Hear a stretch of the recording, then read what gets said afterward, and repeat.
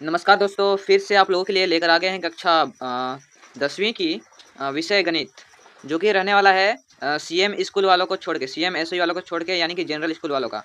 तो चलिए आज की इस वीडियो को शुरू कर लेते हैं, जो कि आज जो मैं क्वेश्चन बताने वाला हूँ क्लास 10th गणित का, वो कल पूछे जाएंगे। ठीक है, एकदम ओरिजिनल क्वेश्चन रहने वाला है, इससे एक भी बाहर नहीं आएगा। ठीक है, तो आप लोगों से एक छोटी सी रिक्वेस्ट है दोस्तों, अगर हमारे चैनल पर पहली बार आए हैं तो चैनल को जल्द याद से सब्सक्राइब कर लीजिएगा और बेल आइकन को ऑल पे सेलेक्ट कर दीजिएगा।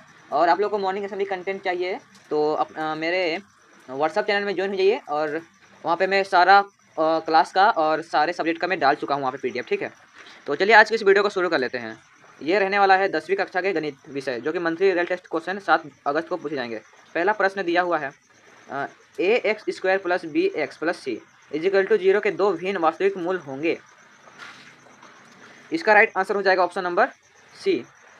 जब विविधकर यानी कि डी 0 से बड़ा होगा तो दो भिन्न वास्तविक मूल होंगे। ये आप लोग को 10 क्लास में तो आप लोग नोट में पढ़ी होंगे। ठीक है, तो चलिए सेकंड क्वेश्चन पे चलते हैं। सेकंड क्वेश्चन है, द्विघात समीकरण 2x square minus 4x plus 3 is equal to 0 का विविधकर यानी कि डी क्या होगा। डी का फॉर्मूला आप लोग को पता ही होगा।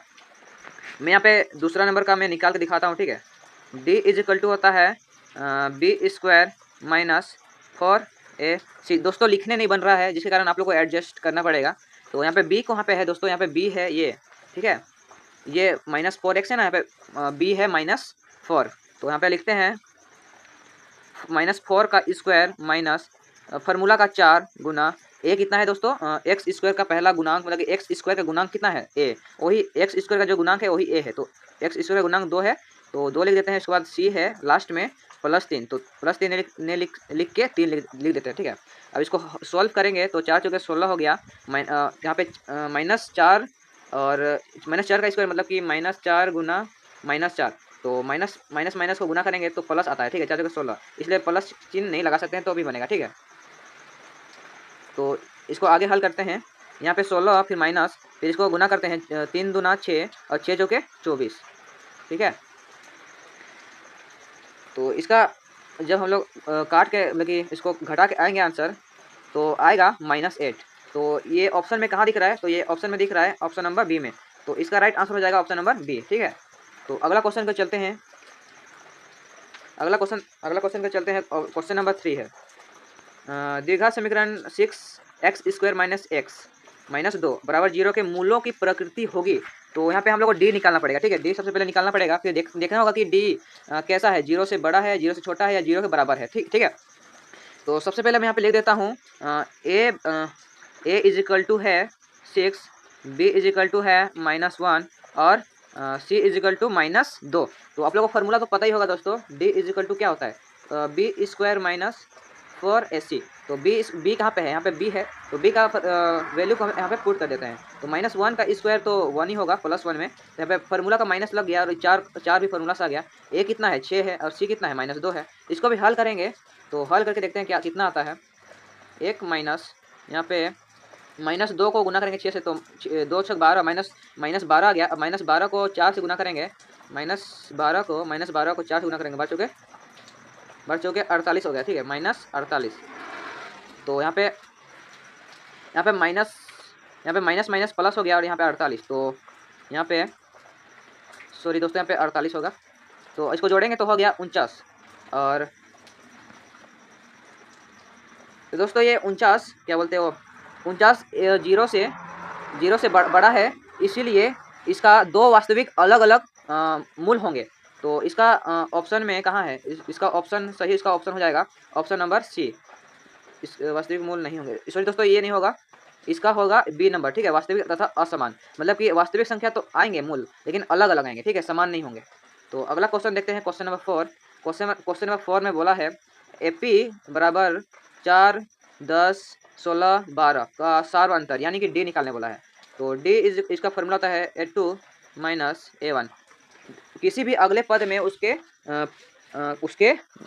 उसके पहले वाले पद से माइनस करना पड़ता है।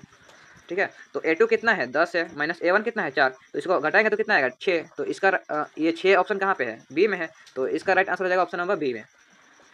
क्वेश्चन नंबर 5 देखते हैं। क्वेश्चन नंबर 5 में एपी है 3 8 13 18 का कौन सा पद 7 8 है।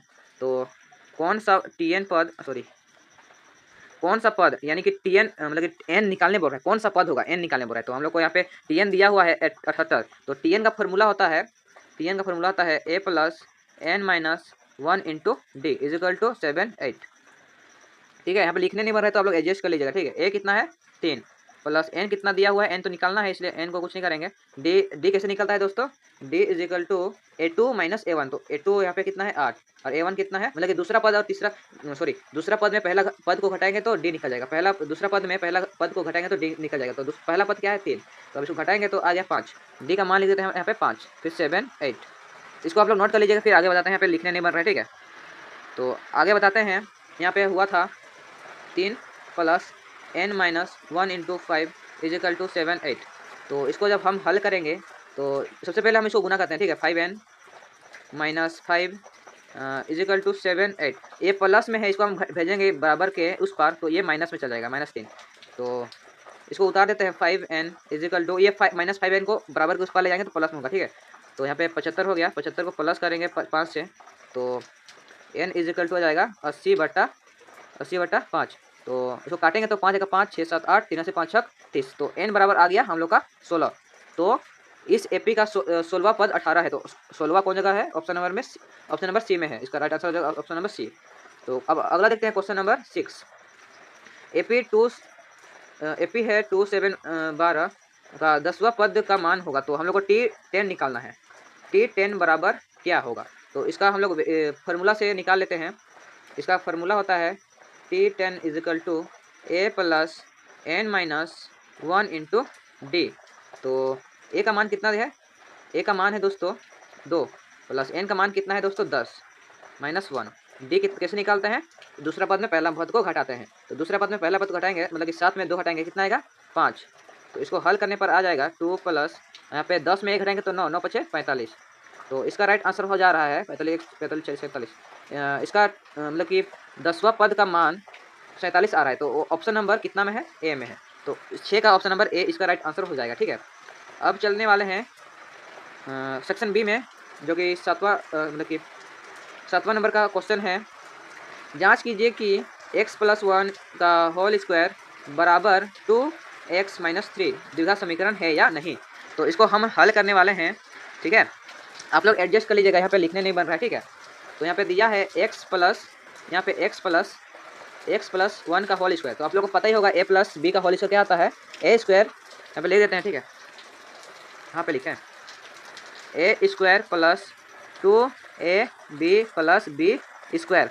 दोस्तों यहाँ पे लिखने नहीं बन रहा है तो आप लोग मैं बोल रहा हूँ। ठीक है, a square plus 2ab plus b square होता है। तो हम लोग इसको तोड़ लेते हैं उसी रूप में। यहाँ पे a है x और b है 1। तो a स्क्वायर प्लस 2ab। दोस्तों ये x है। ठीक है, गुना मत समझ लीजिएगा, ये x है 2x है। ठीक है, उसके बाद होता है प्लस b स्क्वायर बराबर है, गुना करेंगे जब इसको 2 को x - 3 से गुना करेंगे तो आ जाएगा 2x - 6। तो इसको जब हम लोग हल करते हैं, ठीक है, x square plus 2x plus 1 is equal to 2x - 6। इसको आप लोग नोट कर लीजिए। ठीक है, इसको आप लोग नोट कर लीजिए। फिर आगे बनाते हैं x square plus 2x plus 1 is equal to 2x - 6 आया था। तो हम लोग एक जात को एक तरफ लिखते हैं। यहाँ पे x स्क्वायर का जात कोई नहीं है तो इसको नहीं बुलाते हैं। ठीक है, x मतलब आगे है 2x, यहाँ पे 2x बराबर के उस पार है, इसको बराबर के इस पार लाएंगे तो माइनस में आ जाएगा 2x। अब -6 भी उस पार है बराबर के, तो इस पार लाएंगे तो 1 हो जाएगा। ठीक है, 1 बोलते हैं, प्लस में 6 हो जाएगा बराबर 0। तो इसको हल करते हैं तो 2x कट गया और बचा x square plus 7 is equal to 2।